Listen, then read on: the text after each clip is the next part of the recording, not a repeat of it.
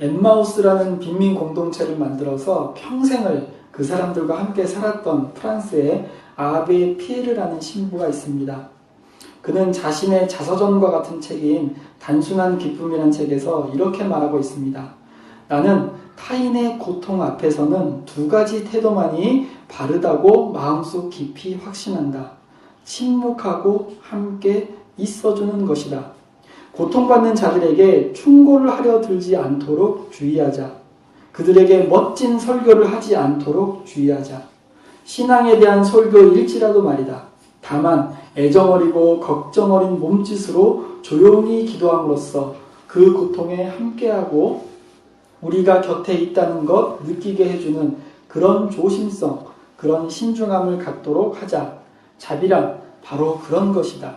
그리고 그것은 인간의 경험들 가운데 가장 아름답고 가장 정신을 풍요롭게 해주는 것이다. 2년 전에 세월호 참사가 일어난 이후에 유가족들이 납득할 만한 진상조사가 없었습니다. 어느 순간 우리는 내가 당한 일이 아니다, 우리 가족이 당한 일이 아니다라는 생각에 무뎌진 감각으로 일상의 삶을 살아가고 있습니다. 언젠가 TV 예능 프로그램에서 이민을 가고 싶을 때는 언제인가 이런 이야기에 대한 토론이 있었습니다. 그 중에 한 출연자가 이렇게 이야기했다고 합니다. 대형 사고는 언제 어디에서나 일어날 수가 있습니다.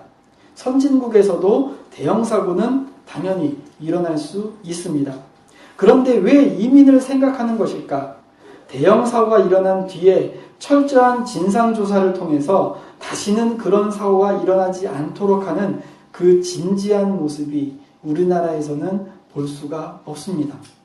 대부분 책임 회피에만 급급한 모습을 보았을 때 나는 이민을 심각하게 고민했습니다. 이런 이야기를 한 적이 있습니다. 솔직히 우리는 우는 자들의 억울함을 시원하게 해소해 줄 능력도 힘도 없습니다. 그렇지만 그들과 함께 아파해주고 울어줄 수는 있습니다. 사도 바울은 로마서 12장 5절에서 우는 자들과 함께 울라 이렇게 권면하고 있습니다. 세상은 혼자 살아가는 것이 아닙니다. 이웃의 아픔에 관심을 가져야 하는 것은 기독교인으로서는 당연한 것입니다.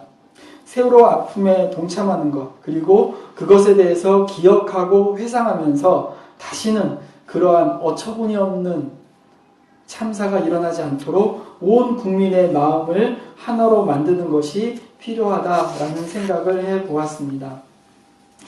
오늘 본문은 예수님의 비유 중에서 상당히 유명한 탕자의 비유입니다. 누가복음 제가 15장 전체를 가지고 설교를 해보려고 했는데 본문이 길어서 오늘 본문만 짧게 읽었습니다. 누가복음 15장에는 세 가지 비유가 등장합니다. 15장 3절부터 7절까지는 잃은 양에 대한 비유가 등장합니다. 그리고 8절부터 10절까지는 잃은 드라크마를 찾은 여인에 대한 비유가 등장합니다.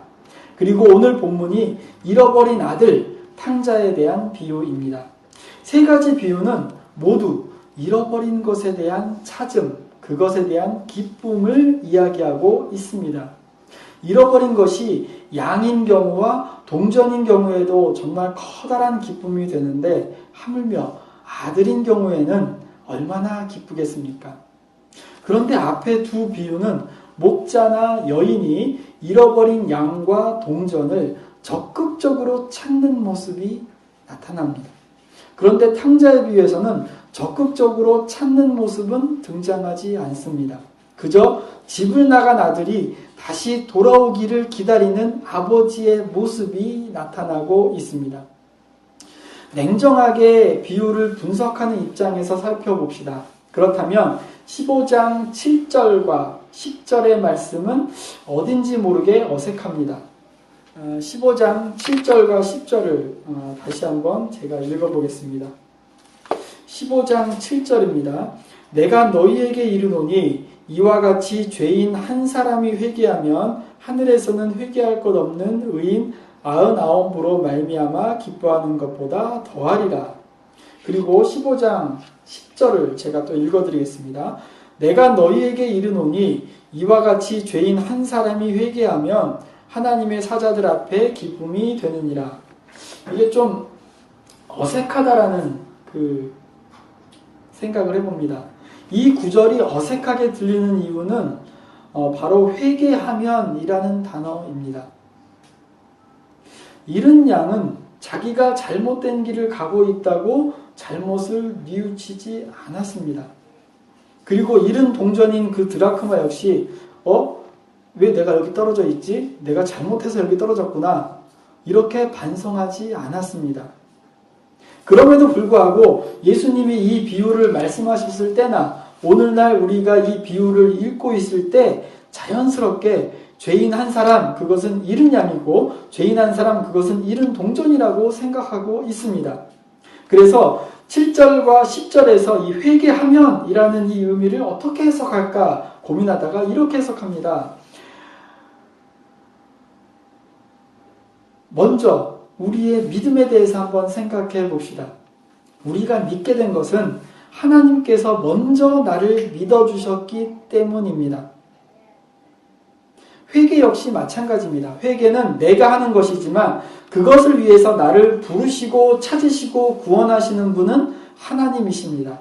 그렇다면 7절과 10절에서 그 회개하면이라는 말이 들어간 그 부분은 그 비유를 마무리하는 말씀이지만 미완성된 이야기이고 하나님의 은혜를 입은 그 죄인이 회개하는 것은 그 이후의 이야기다라는 말입니다.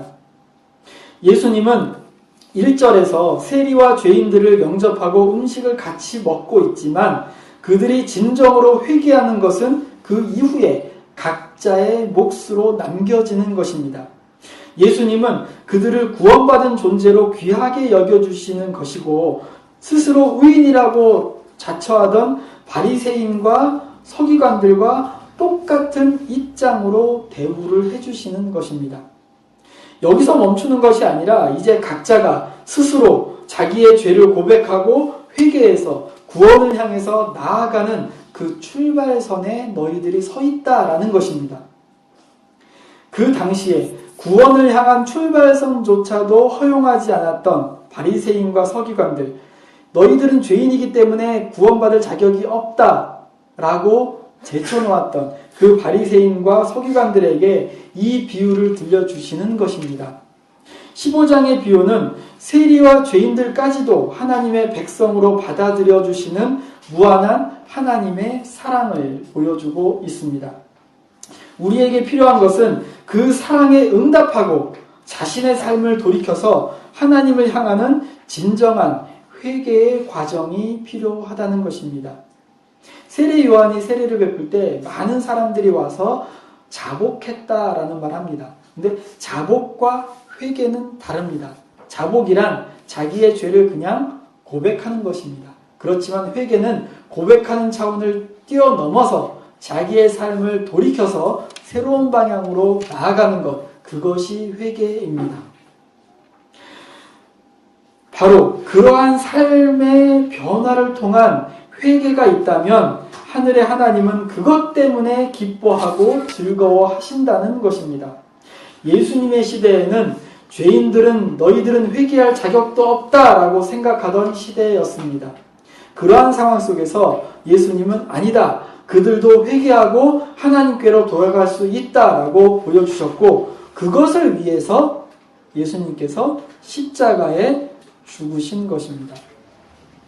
어떻게 보면 15장의 처음 두 가지 비유는 세 번째 탕자의 비유와는 다른 입장에 놓여 있습니다. 자, 처음에 두 가지 비유는 잃은 양의 비유와 잃은 동전의 비유는 자기의 의지와는 상관없이 죄의 길에 놓여진 인간의 모습을 보여줄 수 있습니다.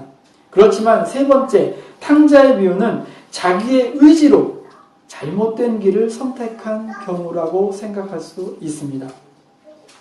자신의 의지와는 상관없이 어쩌다가 보니까 죄의 길에 놓여진 불쌍한 영혼은 주님께서 어떠한 어려움을 무릅쓰고라도 찾아주시는 분이다라는 것을 우리는 잃은 양의 비유와 잃은 동전의 비유에서 발견할 수 있습니다.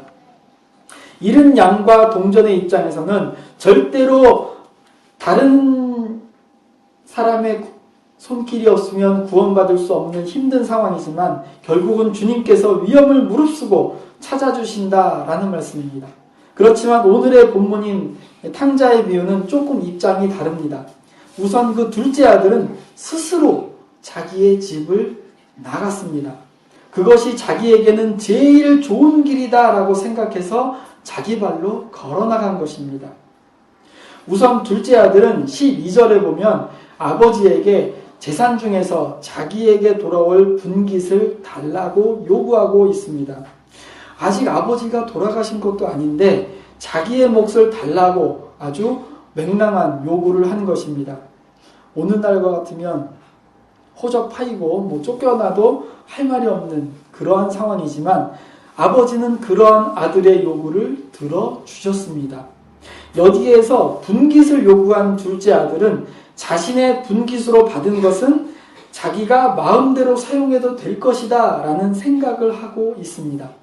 이것이 비유에서는 재산, 돈이지만 오늘날의 상황에서는 진짜 돈이 될 수 있고요. 명예가 될 수 있고요. 시간이 될 수 있고 나의 인생 전체가 될 수 있습니다. 우리는 하나님 앞에서 무엇을 요구하고 있습니까? 돈, 명예, 시간, 건강. 그리고 우리는 그렇게 해서 받은 것을 하나님을 위해서 사용하지 않고 나 자신의 욕망과 쾌락을 위해서 사용하는 모습은 아닌가? 우리가 간구하는, 주님께 간구하는 기도를 자세히 돌아보면 마치 나의 쾌락과 욕망을 위해 사용하기 위해서 주님께 분깃을 요구하는 둘째 아들의 모습이 아닌가라는 생각을 해봅니다. 둘째 아들은 자기에게 돌아온 분깃을 모아서 팔아서 자기 아버지의 집을 떠납니다.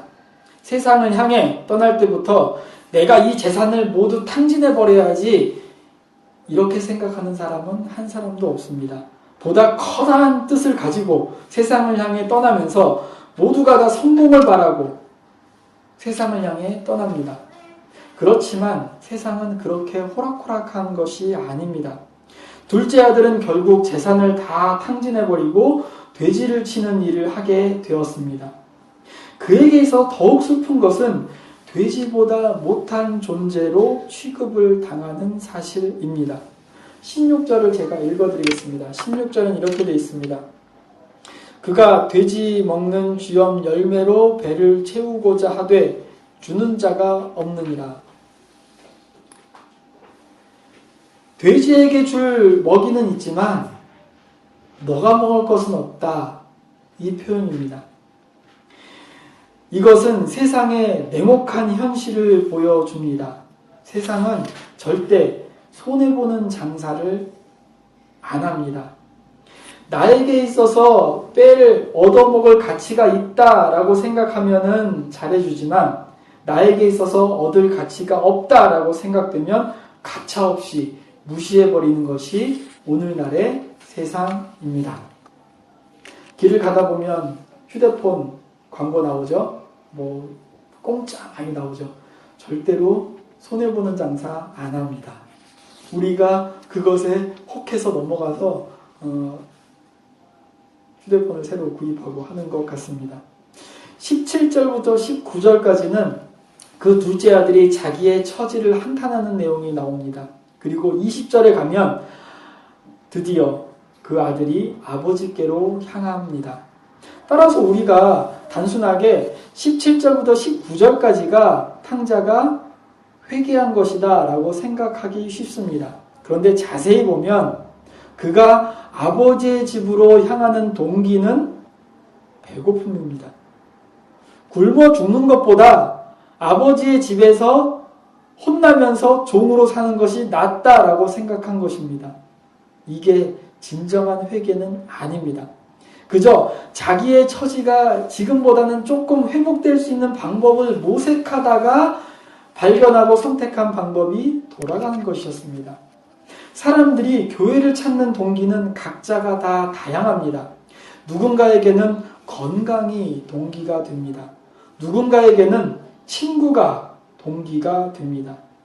제가 존경하는 그 신학교 교수님은 친구 따라 강남 간다고 그 교회에 그 마을에 가장 예쁜 여학생이 다닌다 그래서 그 여학생에게 잘 보이기 위해서 열심히 교회 다녔고 열심히 신앙생활 하다 보니까 신학교에 가서 교수까지 되었다라는 것이 이제 제가 들었습니다. 누군가에게는 돈이 동기가 됩니다. 그렇지만 그렇게 시작한 우리의 신앙생활이 나의 죄를 사해 주시고 나를 살려주시고 품어주시고 자녀로 삼아주시는 하나님의 사랑을 개인적으로 깨닫고 느끼기 전까지는 진정한 회개를 경험하지 못합니다. 진정 하나님을 만나야만 회개가 가능합니다. 우리가 우리의 죄를 하나님께 고백하는 경우가 있습니다. 그런데 이것을 회개라고 잘못 이해하고 있습니다. 이것은 그냥 죄를 고백하는 것입니다. 회개란 자기가 가던 길을 돌이켜서 삶의 방향을 전환하는 것이고 그것은 나를 사랑하시는 하나님을 만나지 못하면 절대로 할 수 없습니다. 그렇다면 오늘 본문에서 21절에 아버지라고 말한 그 부분이 아들의 진정한 회개라고 생각됩니다. 왜냐하면 그 이전에 그 자신은 이미 나는 아버지를 아버지로 하고 부를 자격이 없다라는 생각을 했습니다. 그럼에도 불구하고 20절에서 그 돌아온 아들을 먼저 알아보고 달려가서 목을 안고 입을 맞추는 그 아버지의 사랑의 행동 때문에 아들은 그동안 자기가 얼마나 아버지를 힘들게 했는지를 깨닫게 된 것입니다.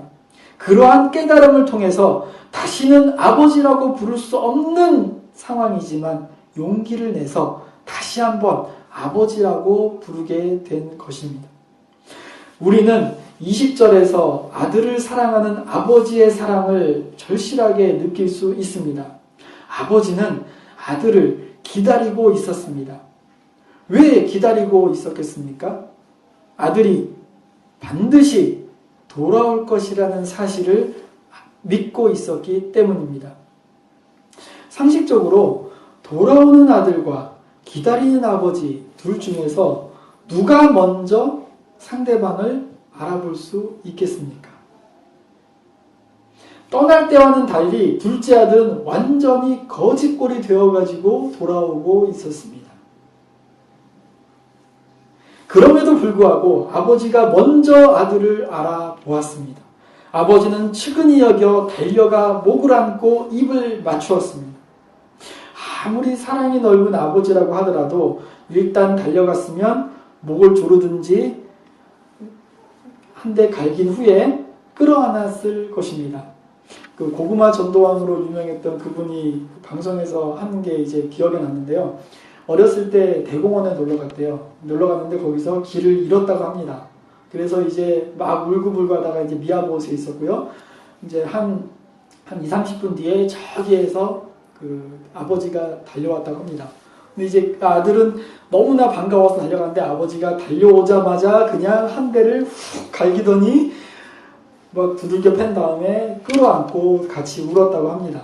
아버지는 이 아들이 다시 살아온 것이 감사하지만 괘씸하면서 그래서 집에 가서도 때리고 울고 끌어안고 때리고 울고 끌어안고 그렇게 하루를 보냈다는 그런 얘기를 제가 들었습니다. 오늘날 대부분 아버지의 상황들은 비슷한 상황이 전개되면 일단 잘못을 철저하게 반성할 때까지 벌을 준 다음에 다시 아들로 받아줄 것입니다. 그런데 오늘의 본문의 그 아버지는 그렇게 하지 않았습니다. 32절의 표현으로 본다면 그냥 다시 돌아온 것으로만 그것만으로도 즐겁고 기뻤던 것입니다. 고린도전서 13장에서 바울은 사랑의 여러 가지 속성을 이야기하는 가운데 사랑은 오래 참는 것이라고 말했습니다.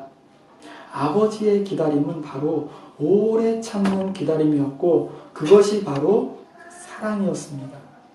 자기의 몫을 완전히 탕진해버린 아들을 불쌍히 여기고 다시 아들로 받아주는 것이 아버지의 사랑이고 바로 하나님의 사랑인 것입니다. 그런데 이제 우리는 이 탕자의 비유에서 첫 번째 아들에 대해서 한번 생각해 보고자 합니다.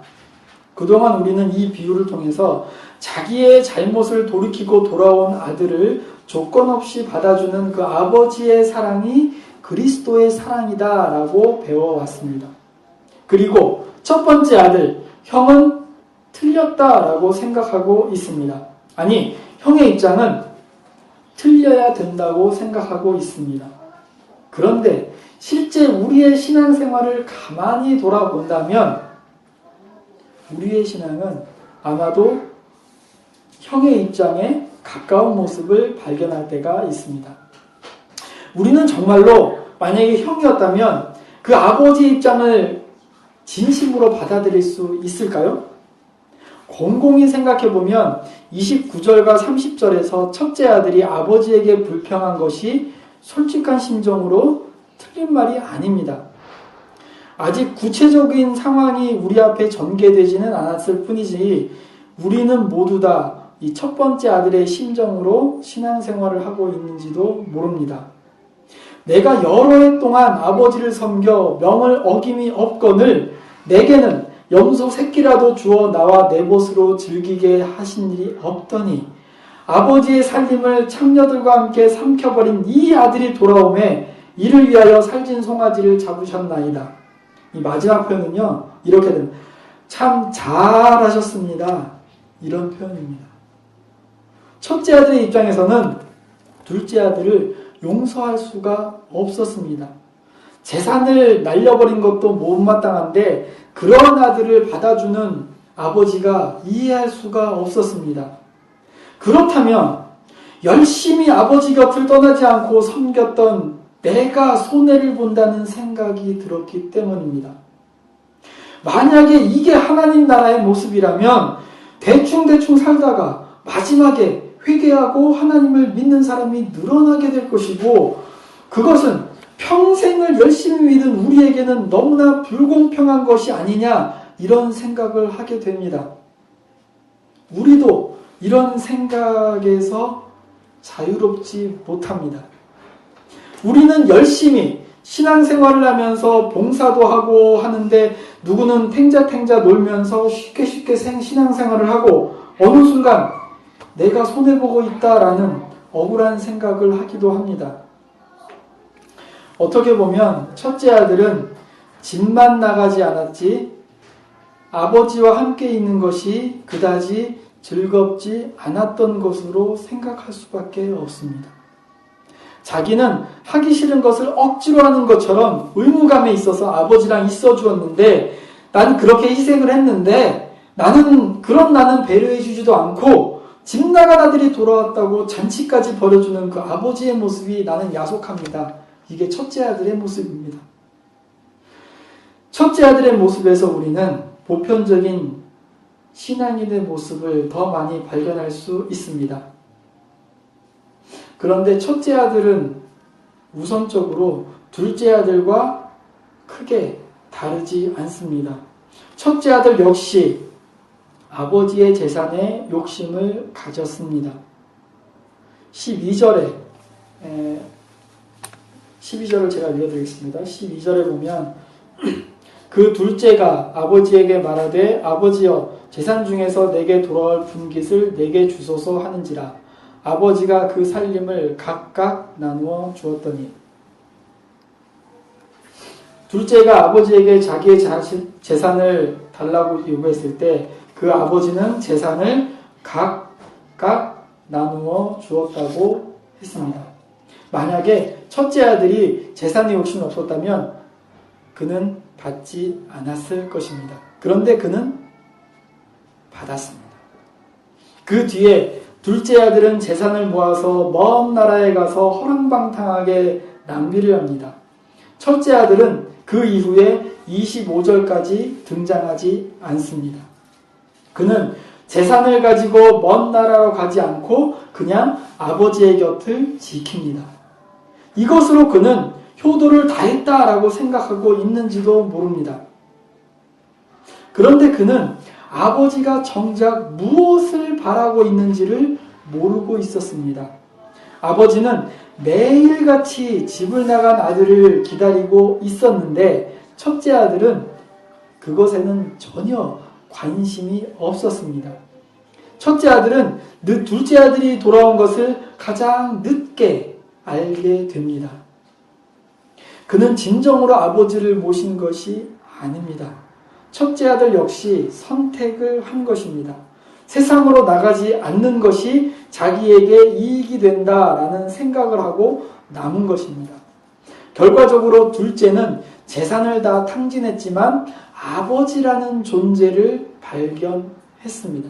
그렇지만 첫째 아들은 재산은 지켰지만 아버지라는 존재는 아직 발견하지 못했던 것입니다.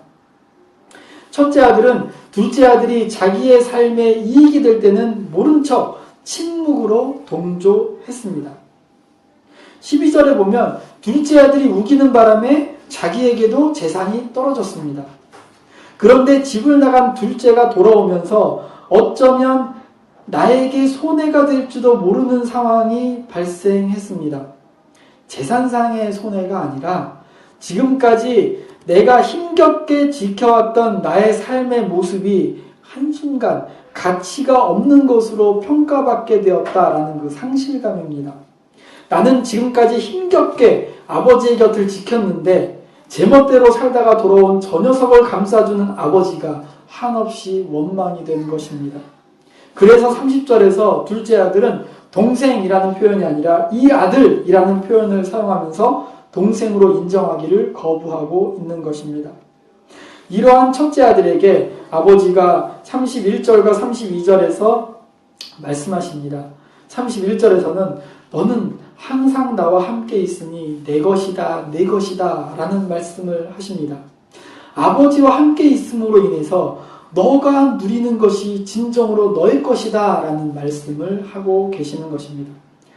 앞으로 내가 죽으면 내 것이 네 것이다 라는 말이 아니라 지금 이 순간 내 것은 다 네 거다 라는 말씀을 하신 것입니다. 그리고 32절에서 둘째 아들은 죽었다가 살아났고 잃었다가 얻었기 때문에 즐거워하고 기뻐하는 것이 마땅하다 이렇게 말씀하고 계십니다. 29절과 30절을 보면서 첫째 아들은 자신이 둘째 아들처럼 재산을 탕진하지 않았기 때문에 올바른 아들이다 라고 생각하고 있었습니다. 그러나 아버지는 그것에 연연하지 않고 너는 나와 함께 있었다는 그 사실 때문에 너는 아들이었고 첫째 아들이다라고 인정해 준 것입니다. 아버지에게 있어서 재산은 아들의 생명과는 비교할 수 없는 대상입니다. 그리고 첫째 아들에게 더 이상 나와 상관없는 이 아들이라는 생각에서 벗어나서 너의 동생이라는 표현을 사용하면서 동생으로 받아들이기를 간청하고 있는 것입니다. 유대 사회에서는요, 재산을 먼저 요구하는 녀석은 죽어 마땅한 것이고, 그리고 아버지에게 대들거나 하는 것은 율법에 나와 있습니다. 죽어도 아무 말도 못하는, 변명할 수 없는 그러한 현상입니다. 그런 유대인들에게 이 비유를 말씀해 주신 것입니다.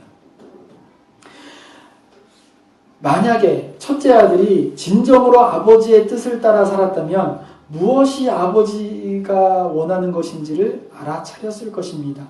그리고 동생을 기다리는 아버지와 함께 동생을 기다렸을 것입니다. 그리고 돌아온 동생을 진심으로 받아주었을 것입니다. 그렇지만 첫째 아들은 동생의 생명보다 재산이 더 소중했던 것입니다.